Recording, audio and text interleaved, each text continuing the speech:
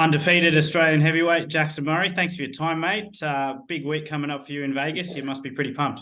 Mate, I'm more than pumped. I was just chatting to my old man this morning, and I think this is probably the most G'd up for a fight I've ever been. I'm probably in one of the best mental spaces I've been, like the headspace I've got, and I can definitely say that I'm in the best physical I've been in, I think, for any of my bouts. So yeah, really looking forward to it, and what a time to be at that point for a big fight on Vegas. And we'll get onto that fight a bit later. I just want to go back to before your last fight. You had over a year off, and it looked like Yeah.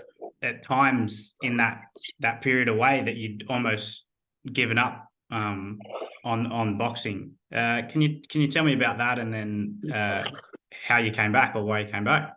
Yeah, so it was only like a 9-day thing that I made the decision myself to do it, to be honest, just out of like, I just, what I was getting back from what I was putting into this was not anywhere even close to what, like, to even, you know what I mean? I was far below getting back what I was doing, like what I was putting in, physically and also financially. And then obviously, I've got a young daughter as well, so that also then comes into play big time there, But yeah, so I made the decision, and then I had my brother. My brother reached out to me, and he just said to me, he's like, "Look, man," he's like, "I'm not." He's like, "I know the potential you have in this, and how hard you've grinded so far." And he's like, I'm not letting you give it up." He's like, "Fucking reach out to people overseas, do something." Like, I know, because yeah, as I said, man, like Aussie boxing, it just, I don't know, like it's really hard. It's hard to get fights, and then there's not as much money behind it if you haven't got.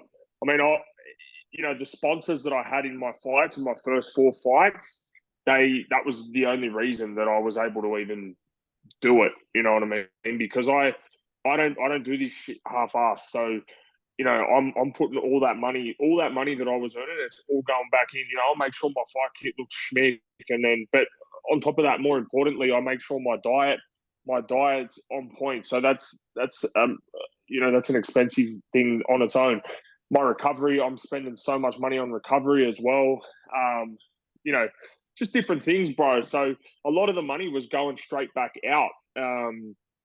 But yeah, my brother ended up saying to me, he's like, "Bro, you gotta do this. You gotta do this." And I had a chat with my parents and my old man as well. And my old man was exactly the same too. He was just like, he was like a little bit sort of heartbroken, I think, when I told him that that's where my mental state was at with it. And yeah, I ended up getting in contact with a few people who were able to get us an opportunity and stuff like that. And, I went over to LA and I tried my luck there. And again, there was a lot of money gone down into that. And then, after the LA thing, you would think that, it was almost like I've come so far now. I've put so much into it. I don't really even have anything else to lose. Like, so it was just like, because another big thing that took a chunk out of it as well, I had to get a shoulder reco. I didn't have to. I did in one of my amateur fights, I dislocated it, and I didn't have to get the shoulder reco done for day-to-day life. But the surgeon said to me, "If you want to keep boxing, you have to get it done. You have to get it done now." And I didn't have private health at the time because I'd just gotten to the age where I have to come off my parents. So I'd been off my parents' one for like 3 months. It was like, yeah, just after I turned 25, and I had to get my shoulder done, and that was just over 15 grand to get my shoulder done. So, when you weigh up all the things like what I've put into this, like that's also really hard to give it away too. So just throw it all away. And then I went to LA, and that was all. I had a couple of sponsors, but a lot of that was just out of my own pocket too, and my parents. A lot of it was my parents too, and then I got chatting with my management, who I'm with now, and we've just been back grinding, So it's a tough road, man, and it's not just it's not just me. I know that. Like, it's not just me saying I've got the short end. It's a hard sport for everyone, you know. But some people are more lucky in terms of, you know, who they know and stuff like that, and they're able to get supported a little bit more financially there. But yeah, that was sort of what had gone on. You finally get back in the ring against Louis Masters in Sydney. He might not have the best record, but I've watched him fight plenty of times. He's a tough opponent. You got the win there. What did you take from that fight and getting back in the ring? I said in one of my other interviews, I said, you know, take it again, man. I didn't take that fight lightly at all. The training camp itself probably wasn't ideal. I was sparring Jai Opetaia. Jai Opetaia is a southpaw, and I was sparring him in orthodox so he could go and fight Jordan Thompson. So I was in orthodox, and I'm sparring a southpaw, and then I fight a orthodox fighter in southpaw, and I'm southpaw now. You know what I mean? So it wasn't. Look, boxing is boxing, but at the same time, that's not an optimal camp, obviously. And then there was a lot of things. Again, I don't want to go in and say I turned up and I was who I was on the night, so it doesn't matter. It's not an excuse in terms of result, whether I won, lost, or whatever it was. But there was a lot of other factors which I can, you know, I might bring up later or I might not. But I was who I was on that night anyway, so I'm not making excuses for that. I would rather just show with this performance that wasn't all me. Credit to Louis though, bro. He can give anyone dramas. Obviously, he can give anyone dramas on any night. You know, as anyone can. You know, when you 100 kegs or over, it's pretty much that's what can happen. You know, so but yeah, I'm keen. I'm just keen to show in this fight that, you know, that'll prove that, you know, I'm a lot better than what I was there, and I'm a lot better than I ever have been. And I will show that in this fight. You beat Louis Masters, and then you basically hop straight on a plane to eventually spar Francis Ngannou. You've spoken about it plenty, I'm sure, but I'm going to ask you again. What is that experience like, being in a ring with Francis Ngannou? Yeah, it was cool. When I got there, again, I wasn't in a great mental space, if I'm honest, when I got there. But it is, you know, the show goes on. You got to do what you got to do. So anyway, I got there. I had stitches in my eye, and you know, chatting to a few people. I was talking with the Haneys, and when we first got here, we went straight off the plane to Top Rank, and we met a few people there, and I was chatting to Bill Haney, and he was telling me, you can't be fucking sparring with the stitches in your eye and all this. And then, yeah, so it was all a bit, you know, with nerves that I already had, the stitches in my eye, and then speaking to a few different people who are experienced in this game, all telling me not to do it. It was pretty daunting. And obviously I hadn't really seen too much on Francis, and to be honest, not even in his UFC career.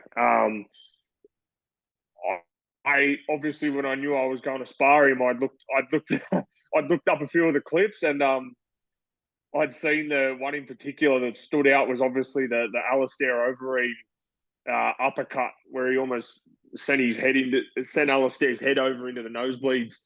And yeah, so every time I was rolling under a punch, I'd make sure I pulled straight back out. I was getting this vision of this uppercut coming through. And there was a few times it just whizzed past me that because I'd roll under and I'm like, oh shit, don't be here, and then pull straight back out. But no, it was good, man. It was good. And it was different than what I expected too, because I thought he was going to be, you know, wild and a bit chaotic in his approach and his attacks, but he was actually quite the opposite. He was very, very composed and just picked these shots very, very carefully, which was obviously a very good game plan for them to follow, and it went well on the night. Was there a moment where you're like, all right, it's Francis Ngannou, obviously he's powerful, but then was there a moment where you're like, okay, wow, that like he's different? Yeah, oh, absolutely. So that especially that first spar. So there was one punch, and he only hit me in the he hit me in the body, and it was just like a body jab, and I just sort of sat there and went to sort of parry it like I do, and man, I think I just didn't parry it in time, so it's still half landed, but it was almost like more like a push, and it sent me from probably, I was closer than the center of the ring to the other side of the ring, and he pushed me from there all the way into the other corner of the ring. And I was like, holy shit. Like, it was like, yeah, like a car running India. Like, it was crazy. Like, it just sent me back, and I was like, all right, okay, we're gonna hit this, motherfucker and move. So I was, yeah, I'm not trying to stand in there close with his range. But yeah, that was the big thing. The other thing was as well was the clinching. So when we'd be in the clinch, oh, bro, there's a few times, and like I'm looking out at the coach that I have here now. I'm looking at him sending in the corner because I'm like, bro, what he's doing here? Because we'd come into clinch and he'd reach under and he would squeeze the shit out of me to the point where like breath's coming out, and he'd drive his head in because obviously he knows how to do. He knows it's not necessarily legal in boxing, but you know, you try things, and if you get away with it, you get away with it, you know. So I didn't really see him use it too much on the night, but they were practicing that a little bit in sparring. And yeah, bro, he was squeezing the crap out of me, and he would walk me back to the ropes. I'm looking over his shoulder at Derek, and I'm just like trying to hit him. I'm looking over at the coach I've got here, and I'm like, bro, what he's doing here? Like he'd be doing it for like 40 seconds at a time, and yeah, the strength of him was insane. Yeah. What he did in the ring with Tyson Fury would have come as no surprise to you, I suppose. Yeah, I wasn't, to be honest, it wasn't no surprise. I did think Fury was going to keep him long because, you know, being Francis's size, carrying that much muscle, that requires a lot of oxygen alone. So, you know, I did see things where, you know, his legs did get a little bit heavy and stuff like that as rounds went on in sparring. So I thought that might have worked in Fury's favor late in the later rounds, but you know, I wasn't with Francis for the very back end of his camp either. So he it looked like his fitness was even better towards the, like his fitness just kept getting better. Obviously towards the end, he got a lot more rounds in, and then yeah, on fight night, he still did surprise me a little bit as to how well his gas tank lasted, and but yeah, in terms of the knockdown and stuff like that, it didn't really shock me that much, to be honest, because I was just like, that's what I was saying in interviews before, and people was thinking I was just, you know, talking shit, but it was, you know, if he lands, it's as I said before, you know, you're over 100 kilos. To be honest, the weight doesn't even really matter in this game, man. If you make one mistake, that can be it. So, yeah. In terms of the longevity of how well he went from start to finish, yes, that did surprise me a little bit. But in terms of him putting together that game plan and sticking with it, that was pretty much what I anticipated. So. Last one on Francis. Did you see Mike Tyson at all, or was that more just for the promos? Yeah. Tyson, because I was only there for three spars. So Tyson wasn't there for any of the sparring that I did, but I think it was a little bit promo, but then obviously, you know, Tyson went over to Saudi with him as well. And so I think it was legit. I think Tyson was doing a fair bit of work with him. But yeah, in terms of the sparring and stuff, when I was sparring him, no, he wasn't there. I was hoping, but no, he wasn't. Obviously, you're in the US now. As you mentioned, you spent plenty of time there in LA over the last sort of 12 months or so. What's the biggest difference that you've noticed in the work you get over there and how you've improved and that kind of thing? Vegas itself is different. I wouldn't so much say LA. And to be fair, because I didn't get around to too many other gyms in LA.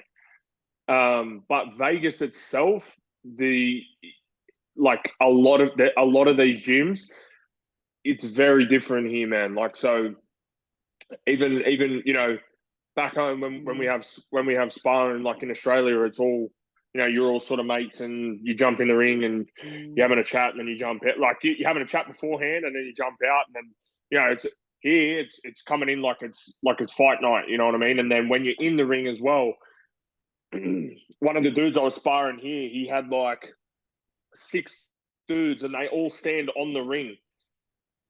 And I just had my coach. They'll have 6 dudes standing on the ring, and they're all yelling Spanish, like screaming in Spanish, like the whole time. Anytime he does anything, he throws a jab, it misses. Hey, like this, like, and like that stuff. From what I've seen in the gyms I've been in at home, that doesn't fly back home. But I like it though, because at times it would get to me in my head a little bit. I'd be like, bro, these motherfuckers, shut the fuck up, like, and.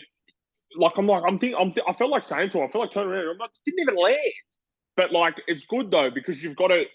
It's just a different mentality here that you've got to have. You've got to lock in, and you can't buy into any of that stuff. You know what I mean? So, and that's what boxing is. You've got to keep a level head the whole time you're in the ring. So, and they're doing that while you're in there with a very good fighter too, as well. It's not just some bum that's doing something and you can just ignore it. Like, this guy's putting it on, as well, and really experienced guys doing it. But yeah, like the work over here, it's very different. Don't get me wrong, there's a lot of guys that still come in the gym and take the piss, but when you've got guys like Devin Haney, and you see like guys like Teofimo and stuff like that in the gym, and you see them getting their work in, and then you've got the other young guys who are just following behind them. They might be part of their camp or whatever it is. You see them working as well, and it's there's no bullshit here. Like in sparring, there's no mates. It's like they're talking shit to each other. I actually saw 2 guys sparring here. One of the guys, I won't name names, but one of the guys is a bit of an older pro now. He was sparring a young kid here, and the young kid was giving him some good work because the other guy's over the hill now. The young kid was giving it to him, and the older dude wasn't giving too much back, and the older dude, because he was so seasoned in the ring, he knew his way around the ring. He was talking to him and trying to sort of piss the kid off. Man, they were going back and forth at each other verbally, nearly more than they were physically. Like, it was like, shut up, bitch. And then they're like, boom, boom, boom, and then smacking each other, and then, what the fuck are you? Boom, boom, boom. Like, it's mental. Yeah, there's no. Yeah, like, and then they get out, and they were all right. Like, they weren't like, bro, I don't know. I just feel like if someone was doing that back home, it's continuing outside of the ring. But yeah, here, like, it's legit. Like, especially sparring, there's no pitter patter. Onto your fight, Steven Torres, 6-0-1, six KOs on the Shakur Stevenson, Edwin De Los Santos card. Tell me about your opponent. I don't know too much on him, because his fights haven't been from what I've seen, his opponents haven't been the highest of levels, but he can perform, and I know he's been in camp with Deontay Wilder a few times. Wilder brought him in as a sparring partner for the Fury fights, because this guy's got me by, I think, half an inch in height, and he's long. I just feel like just the confidence I have in myself just after this camp and just training. I've been just like a caged animal here, bro. I've had no one here. I had my birthday here. Not one person. I had my daughter call me over FaceTime and sing me happy birthday, and my girlfriend back home, she gives me happy birthday. That's it. That's all I get here, And there was no birthday cakes. There was none of that shit. Like, it was this has just been straight, just grind for 6 weeks now. So, I'm coming out different in this fight, and I don't know whether he's going to be able to handle. I think he's used to having things his way, and then it's not going to be like that this time. It's obviously a US debut. What are you hoping to show the fans over there? I'm hoping to show the fans a good combination of what I always like to do. I'm not just a dumb banger, Like, I like to box, and I like to pick my shots. I'm not trying to waste anything. I want to show the jab that I've been working on and that I've developed since I've been here with the coach that I'm with here now. And yeah, I want to show that jab, good boxing ability, good ring IQ, and then and some good fucking power too, for sure. It's obviously a top ranked show. You've been training at the top ranked gym. Are you seeing this as an opportunity to potentially hitch your wagon to a big promoter like that? Absolutely. I've said from the very beginning when I started this, I'm not in this for, I'm not in this necessarily to try and be doing belts and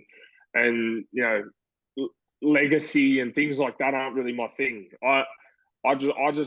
This is a job for me. I love my job, but it's a job and money talks, and that's what I'm here for, and I know, I know what my worth is, and I know what I'm capable of as well. So, if the money's there, yeah, that's what the moves are. But also, I want to have a good career too. I want to be looked after as well, not just financially, but in all other aspects of this career too. It's a dangerous sport. So, yeah, all those factors come into it. But yeah, my main drive is money. It always has been. With this sport, I knew I was good at it, so that's why I've pushed it. Are you still looking to fight in Australia in the future, and who are some of the potential opponents there in the heavyweight division for you? The next fight needs to make sense in terms of my career. So if I don't expect anyone to come backwards to fight me. You know what I mean? I'm not coming here trying to call out Anthony Joshua or anything like that, or even someone who's 2 levels above me. So I'm not expecting. I expect the same from myself. I don't expect people to expect me to go backwards to fight. So whatever card there is back home, if it makes sense in terms of building my career to where I want to get it to, if it's going to elevate me in my career, then yes, I'll take it. It could be anyone. I'm not here for names. I don't hold grudges on anyone. I don't really care too much. It's just, when I've said names previously before, it's because that was at that time. That was where I was going to get. That was what was going to elevate my career best at that time. You know what I mean? That's the option I had at the time. That was why we called for that. I'm not calling anyone out to try and be a hero or smack this guy because I don't like him. I don't care. This whole thing is a business to me. I don't care. Like, I know everyone's not who they are completely as what you see them, through the TV or whatever. So yeah, my thing, bro, is just wherever I would love to fight in Australia. I love having my family, my friends, and guys who support me back home. Obviously at that fight, it's obviously a lot more accessible if I'm fighting back home. But yeah, whatever makes sense, bro. Whatever makes sense for my career moving forward.